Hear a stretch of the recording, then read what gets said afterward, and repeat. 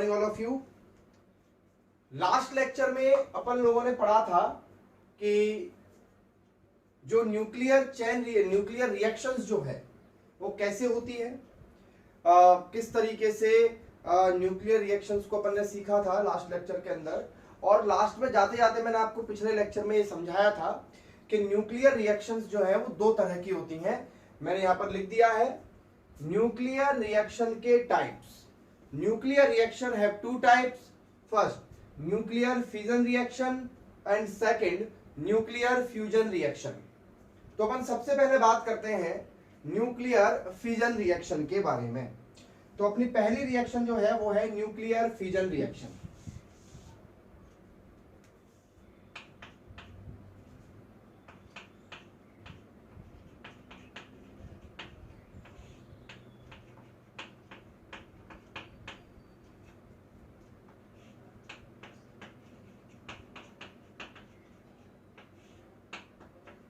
पहली रिएक्शन है अपनी फर्स्ट न्यूक्लियर फ्यूजन रिएक्शन, और इसके बारे में अपन बहुत डिटेल में बात करेंगे किस तरीके से। देखिए,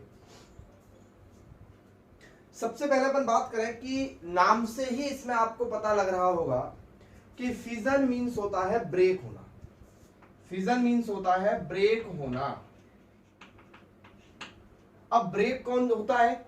जो थोड़ा हैवी होता है वो ब्रेक होता है। भाई नॉर्मल सी बात है, जो चीज बड़ी होती है वो ब्रेक हो सकती है, जो छोटी है वो होने को तो ब्रेक हो सकती है, लेकिन उसको ब्रेक करने का कोई फायदा नहीं होता है।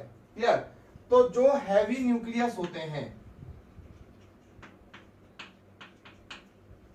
हैवी न्यूक्लियस जो होते हैं वो ब्रेक्स होते हैं, breaks up into light nuclei. समझिए डेफिनेशन क्या लिखा है मैंने कि जो हैवी न्यूक्लियस होते हैं वो टूट जाते हैं लाइट न्यूक्लियाई में, और ऐसी ये प्रोसेस जिस रिएक्शन के अंदर फॉलो होता है वो रिएक्शन अपनी न्यूक्लियर फिजन रिएक्शन कहलाती है। समझे बात को आप? यानी कि जब एक बहुत, जैसे मान लो यूरेनियम का न्यूक्लियस है और वो टूट गया, और टूट के उसने मान लो बहुत छोटे छोटे न्यूक्लियस बना दिए, तो सिंपल सी बात है इस रिएक्शन में कुछ एनर्जी तो निकलेगी कंफर्म है। यानी कि एक न्यूक्लियस है ए और वो न्यूक्लियस जो है बी और सी में टूट गया। अब टूटा कैसे? इस पे किसी चीज का कोई पार्टिकल है जो इस पे इसने अटैक किया, इस पार्टिकल ने इस पे कोलाइड किया, कोलाइड करने के बाद ये चीज 2 या 3 या 4 या 5 जितने में भी टूटना चाहे उतने में टूट गई। तो that process is known as nuclear fission. Fission means टूटना, आप ऐसे याद रखिए, फिजन मींस टूटना। क्लियर? तो अब देखिए मैं आपको बताता हूं, इस डेफिनेशन के बाद अपन बात करते हैं सीधा कि दो जर्मन साइंटिस्ट थे, एक का नाम था ऑटो हन और एक का नाम था स्ट्रॉसमैन। सबसे पहले जो डिस्कवरी हुई थी वो ऑटो हन और स्ट्रॉसमैन ने न्यूक्लियर फिजन रिएक्शन की डिस्कवरी की थी। इन्होंने क्या किया था? इन्होंने यूरेनियम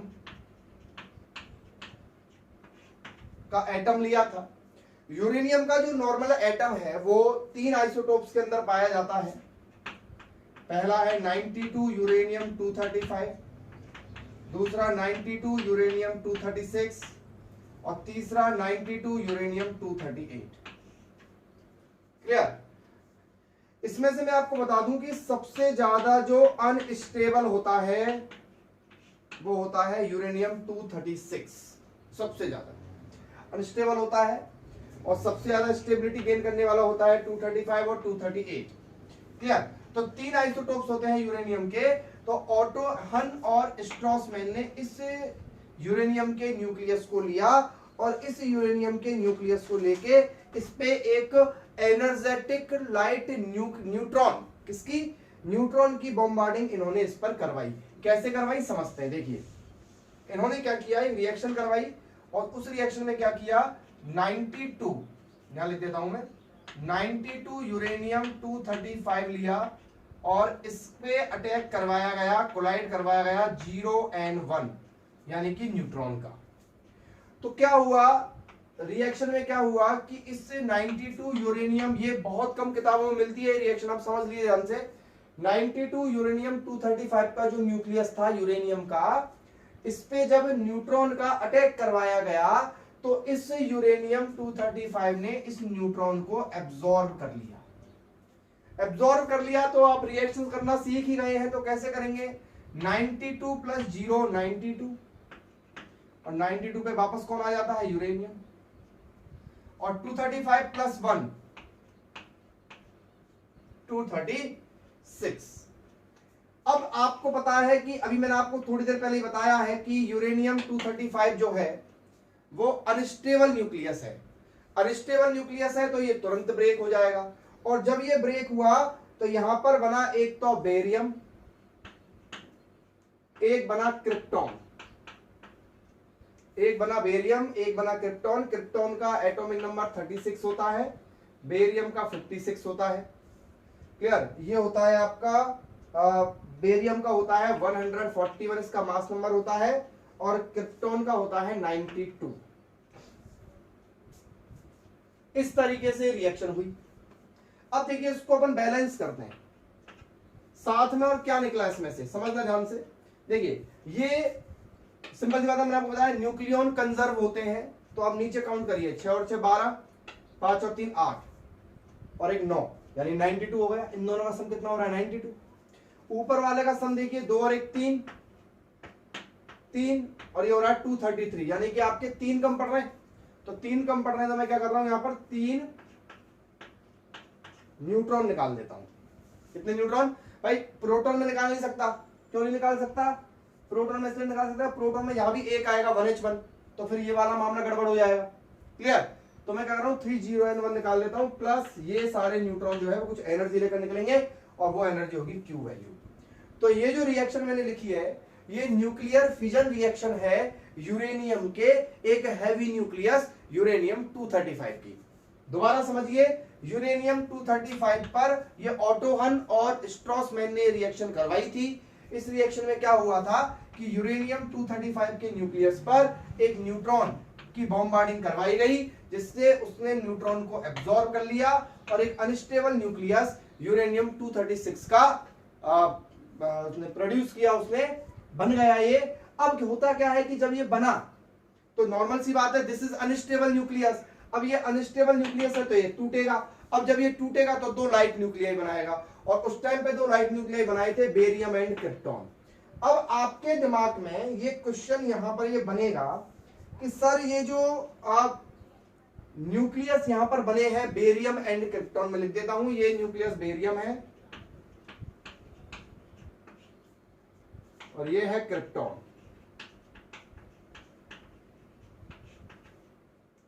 ठीक है?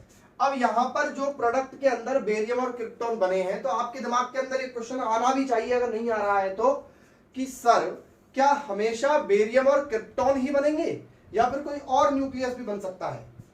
तो मैं आपको बता दूं कि 20 डिफरेंट एलिमेंट्स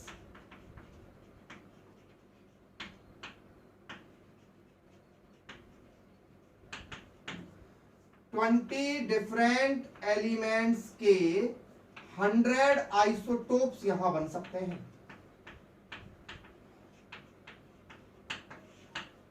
हो सकता है बेरियम का 56 141 वाला जो आइसोटोप है वो रेडी हुआ है, इसके अलावा कोई और आइसोटोप यहां बन सकता था बेरियम का, या बेरियम ना बन के जीनोन बन जाता, क्रिप्टॉन ना बन के कुछ और बन जाता। यानी कि आप ये मान के चलिए कि लगभग 20 डिफरेंट एलिमेंट्स के 100 आइसोटोप्स तक यहां पे बन सकते हैं। आप इस बात का ध्यान रखें, और जो भी चीज यहां पर बनेगी उनका जो मास नंबर है वो 95 से लेके 140 के बीच में हो सकता है। ये कंपटीशन एग्जाम्स के लिए बहुत ज्यादा जरूरी है, क्योंकि कभी कभार ऑप्शन कुछ इस तरीके के आ जाते हैं। जैसे यहां पर देखिए 95 में 92 भी चल जाता है, मतलब अप्रोक्स आप 90 से मान लो, चलो अप्रोक्स 90 से 140 के बीच के न्यूक्लियॉन्स यानी कि मास नंबर वाले एलिमेंट ही एक यूरेनियम के जो यूरेनियम या फिर अपन बात करें कोई भी हैवी न्यूक्लियस जब टूटेगा तो उसके फ्यूजन में इतने मास नंबर वाले लगभग एलिमेंट जो है वो बनेंगे। अब जैसे एग्जाम में क्वेश्चन आ जाता है कि बताइए इनमें से कौन सा जो है, 4 ऑप्शन में लिख रहा हूं यहाँ पे, आप बताइएगा इनमें से कौन सा जो है फिजन का जो है वो प्रोडक्ट नहीं है। तो जैसे मान लो कि क्वेश्चन आया, जैसे कोई भी दे रखा है एक्स, जेड, और यहाँ दे रखा है 40, Z x 100, Z x 95, Z x और यहाँ दे रखा है 115। तो आंसर ए, अगर आपको ये कॉन्सेप्ट पता है तो, क्योंकि इसका जो मास नंबर है वो कितना है 40 है ना, तो 95 के आसपास तो होना चाहिए था ना, कम से कम 91 40 के बीच का, तब जाके अपन मानते कि भाई जो है ये फिजन का एक क्या है। क्योंकि आप ये समझिए जहां 40 है केवल छोटा सा, तो सिंपल सी बात है वो न्यूक्लियस इतना हैवी नहीं रहा होगा जो इतनी ज्यादा एनर्जी निकाल सके। तो एक एग्जांपल तो ये हो गया, और मैं आपको एक एग्जांपल बता देता हूं इसी का। देखिए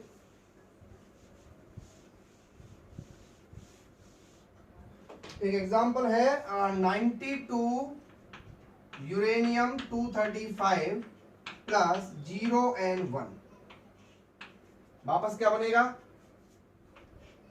वापस यही बनेगा 92 यूरेनियम 236।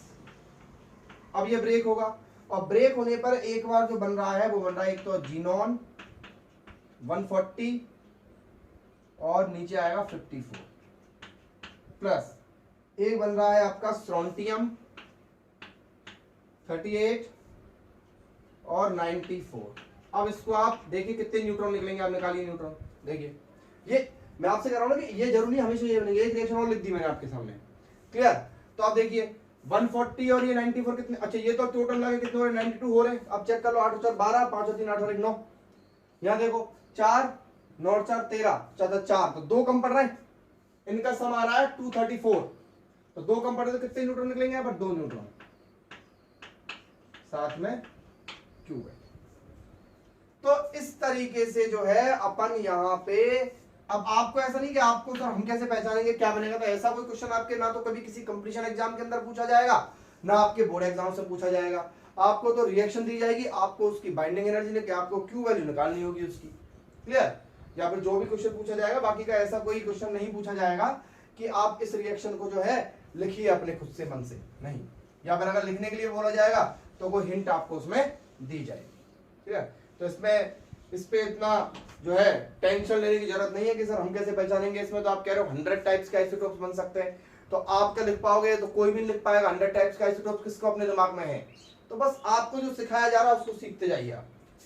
अब क्या है, मेरा मन ऐसा कह रहा है कि मैं इस रिएक्शन की क्यू वैल्यू निकालना चाहता हूं, ठीक है। तो मैं क्या निकाल रहा हूं, मैं निकाल रहा हूं क्यू वैल्यू ऑफ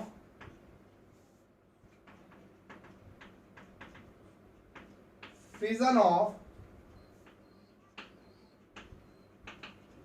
uranium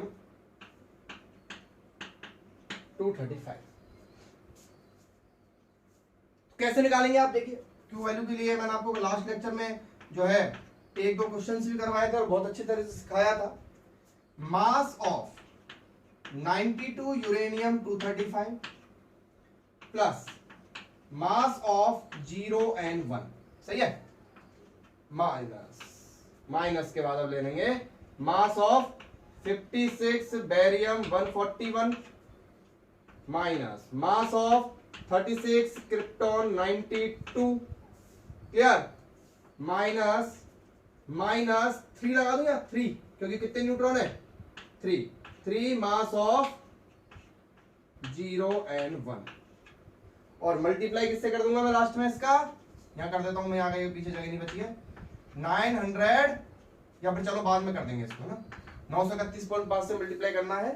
तो आप ध्यान रखना आपको किससे मल्टीप्लाई करना है, 931.5 और आंसर किसमें आएगा, मेगा इलेक्ट्रॉन वोल्ट के अंदर आंसर आएगा। तो सबसे पहले मुझे इनके वैल्यूज पता होने चाहिए, तो मैं आपको वैल्यूज बता देता हूं कि यूरेनियम का जो मास है आपको याद करने की जरूरत नहीं है, ये भी आपको दिया जाएगा 235.044, ये लिख दिया मैंने यूरेनियम का मास। प्लस अब मुझे न्यूट्रॉन का मास लिखना है, न्यूट्रॉन का मास दिया गया है आपको 1.009 माइनस, अब मुझे बेरियम का लिखना है, बेरियम का दिया गया है 140.914 माइनस, अब मुझे क्रिप्टॉन का लिखना है, क्रिप्टॉन का मास मुझे दिया हुआ है 91.897, क्लियर। और उसके बाद तो neutron 3 into 1.009, clear, and multiplied by 931.5।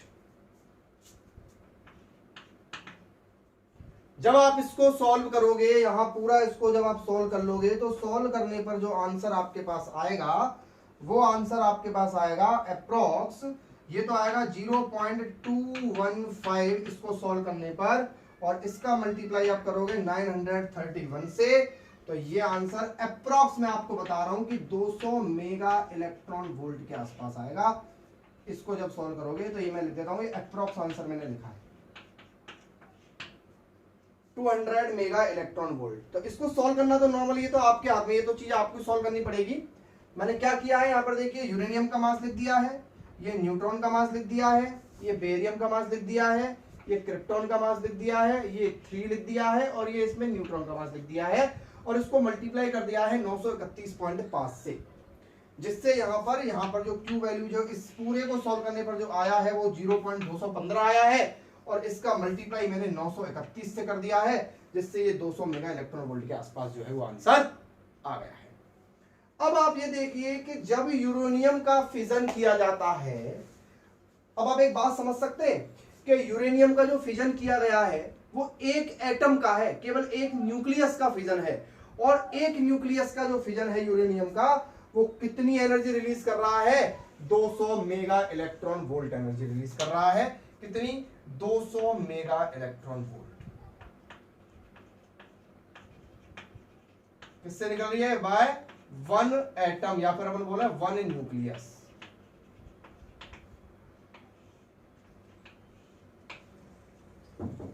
ध्यान रखें इसका।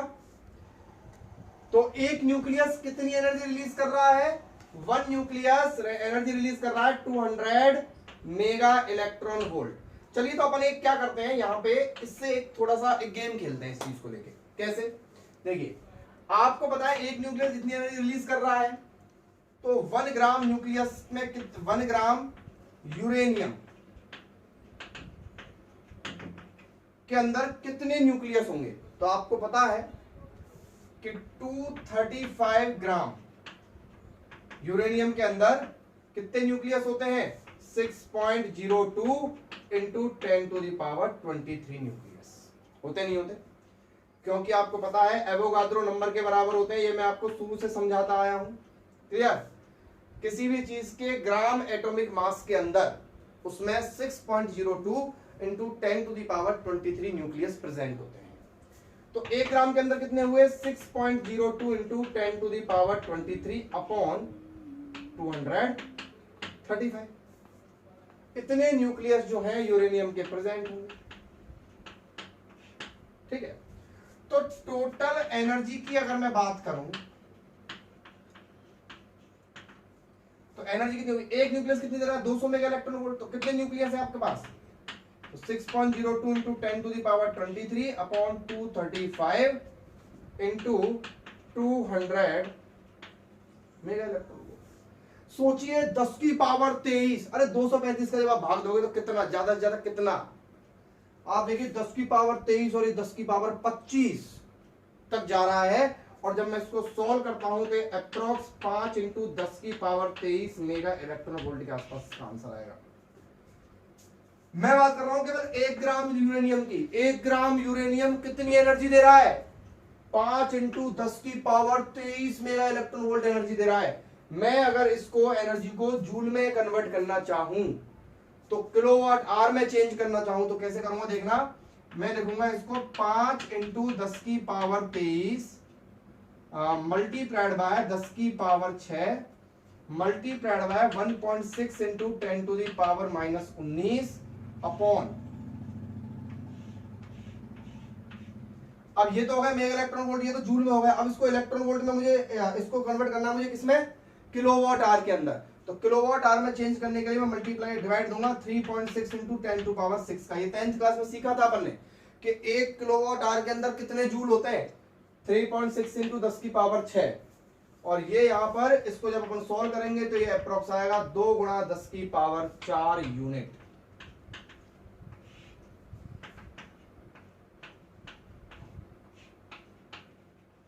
अब इस पे चर्चा करता हूं मैं। देखो कितना, 20,000 यूनिट। कितना बिल आता है आपके घर का एक महीने का? कितनी यूनिट बनती है घर में हमारे में? ज्यादा 50, 60, 70, 80, 90, 100, 150, 200। अगर किसी बच्चे के घर में 100 यूनिट पर डे भी बन रही है, वो 100 यूनिट पर मंथ भी बन रही है। 100 यूनिट मेरे हिसाब से एक फैमिली के लिए 2 महीने में जाके रेडी होती है, लेकिन अपन मान लेते हैं कि 100 यूनिट बिजली जो है वो 1 महीने में बन रही है। कितनी बिजली पैदा करता है 1 ग्राम यूरेनियम? 20,000 यूनिट। 100 का अगर आप इसमें डिवाइड करें तो 100 का अगर मैं इसमें डिवाइड करूं तो 200 महीने तक, और 200 महीने में आप डिवाइड करें 12 का, तो ये अप्रोक्स कितना जा रहा है? अप्रोक्स ये जाएगा करीब आपके 10-12 साल तक। तो आप देखो कि मतलब 1 ग्राम यूरेनियम जो है वो 10-12 साल तक बिजली प्रोड्यूस कर सकता है एक घर की। कितनी एनर्जी होती है यूरेनियम के अंदर, आप इस बात से बिल्कुल पता लगा सकते हैं। क्लियर? चलिए, ये तो बात हो गई भाई कि यूरेनियम के अंदर जो है बहुत पावर होती है, यूरेनियम के अंदर जो है वो बहुत एनर्जी होती है। अब अपन बात करते हैं कि यूरेनियम के अंदर जो एनर्जी होती है वो एनर्जी जो है कैसे कन्वर्ट की जाती है इलेक्ट्रिसिटी में। से पहले अपन स्टार्ट करेंगे कि न्यूक्लियर चेन रिएक्शन क्या होती है। तो अगला अपना टॉपिक है न्यूक्लियर चेन रिएक्शन। तो न्यूक्लियर चेन रिएक्शन पढ़ने के बाद मैं आपको न्यूक्लियर रिएक्टर पढ़ाऊंगा, जिसके थ्रू आप ये सीखोगे कि किस तरीके से यूरेनियम के न्यूक्लियस से निकलने वाली एनर्जी को यूटिलाइज किया जाता है, यूजफुल पर्पस के लिए लिया जाता है। तो उसके पहले मेरा टॉपिक है न्यूक्लियर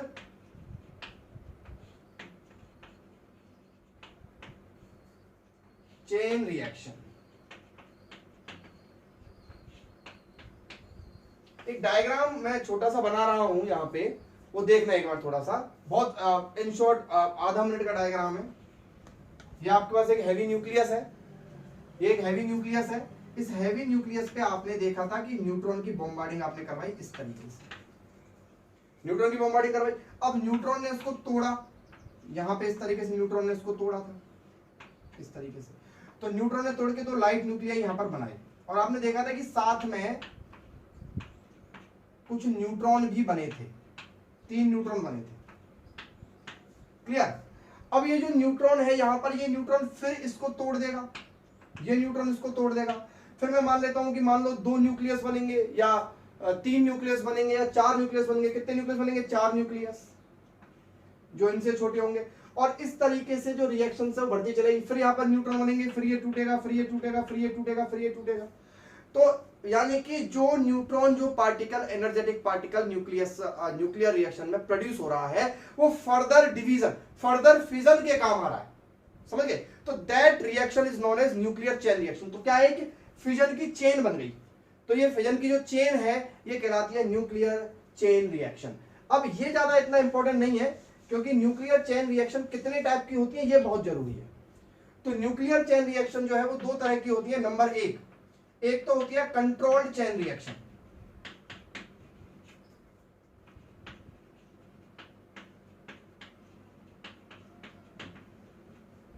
और एक होती है अनकंट्रोल्ड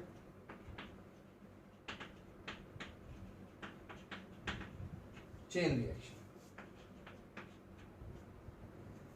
अनकंट्रोल्ड चेन रिएक्शन तो आपको नाम से पता लग रहा है कि जिसको कंट्रोल नहीं किया जा सकता है, और कंट्रोल्ड चेन रिएक्शन का भी आप नाम से पता लगा सकते हैं कि ऐसी चेन रिएक्शन जिसे कंट्रोल किया जा सकता है। तो मैं आपको बताऊं, सबसे पहले अपन बात करें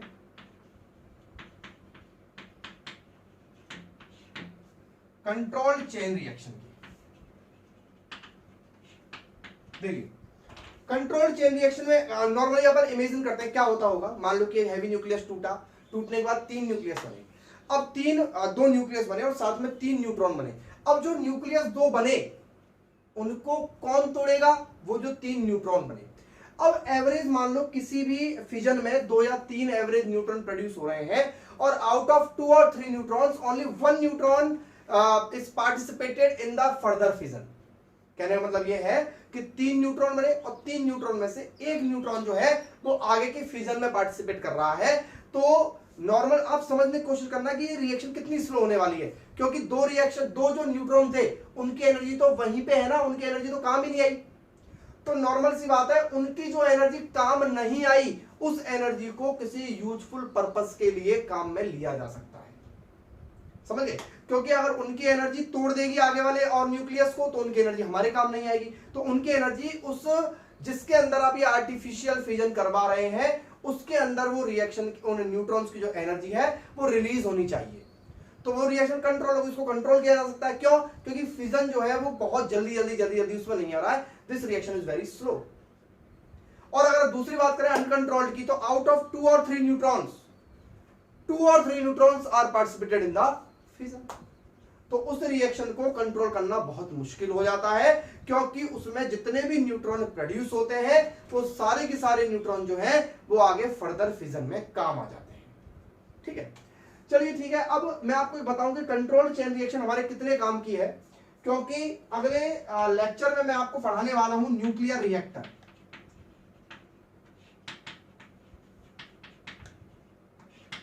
न्यूक्लियर रिएक्टर पढ़ाने वाला हूं और ये जो न्यूक्लियर रिएक्टर है ये किस प्रिंसिपल पे काम करता है? ये करता है आपके कंट्रोल्ड चेन रिएक्शन पे काम करता है। तो कंट्रोल्ड चेन रिएक्शन और अनकंट्रोल्ड चेन रिएक्शन में डिफरेंस सीधा सा शब्दों में अगर मैं बोलूं तो कंट्रोल चेन रिएक्शन वो होती है जिसमें प्रोड्यूस होने वाले न्यूट्रॉन में से आउट ऑफ 2 और 3 न्यूट्रॉन में से ओनली 1 न्यूट्रॉन जो है वो फर्दर फिजन में पार्टिसिपेट करता है। जबकि अनकंट्रोल्ड चेन रिएक्शन में क्या होता है, 2 और 3 न्यूट्रॉन में से या तो 2 न्यूट्रॉन या फिर 3 न्यूट्रॉन जो है वो फर्दर फिजन में पार्टिसिपेट करते हैं और फिजन जो है वो कंटिन्यूअसली बहुत स्पीड में होता रहता है और रिएक्शन को कंट्रोल करना बहुत ज्यादा मुश्किल हो जाता है। और दूसरी बात यह भी है कि अनकंट्रोल्ड चेन रिएक्शन में जो बनने वाली एनर्जी है उसका कोई भी यूज नहीं है, इसलिए आर्टिफिशियल ग्राउंड पे इस अनकंट्रोल्ड चेन रिएक्शन को करवाना बहुत ज्यादा लॉस वाला होता है और बहुत ज्यादा खतरनाक होता है। कंट्रोल्ड चेन रिएक्शन जो है वो न्यूक्लियर रिएक्टर्स के अंदर करवाई जाती है। न्यूक्लियर रिएक्टर एक वो डिवाइस होती है जिसके अंदर यूरेनियम की एनर्जी को कंट्रोल चेन रिएक्शन के थ्रू यूटिलाइज करके उससे इलेक्ट्रिसिटी जनरेट की जाती है। अगला टॉपिक हमारा न्यूक्लियर रिएक्टर होने वाला है। जब तक आप अब ये मान लो कि आगे इस चैप्टर के अब नॉर्मली दो लेक्चर्स और रिमेनिंग है, उसके बाद ये चैप्टर अपना फिनिश हो जाएगा। 10 लेक्चर्स का 9 लेक्चर्स का ये चैप्टर था। जितने भी टॉपिक्स मैंने आपको अभी तक करवाए हैं उनके न्यूमेरिकल्स और उनकी थ्योरी को, उनके कॉन्सेप्ट को बहुत अच्छे से समझ लें और एनसीईआरटी को फॉलो करें। एनसीईआरटी जरूर पढ़ें क्योंकि एनसीईआरटी में इन टॉपिक्स से रिलेटेड बहुत अच्छा कंटेंट गिवन है। मैंने जो पढ़ाया है इसको तो पढ़ना ही पढ़ना है, इसके अलावा आपको एनसीईआरटी भी रीड करनी है, तब जाके आपका ये चैप्टर जो है बहुत अच्छे से स्ट्रांग होगा। Thank you. इसके बाद अपन नेक्स्ट लेक्चर में मिलेंगे।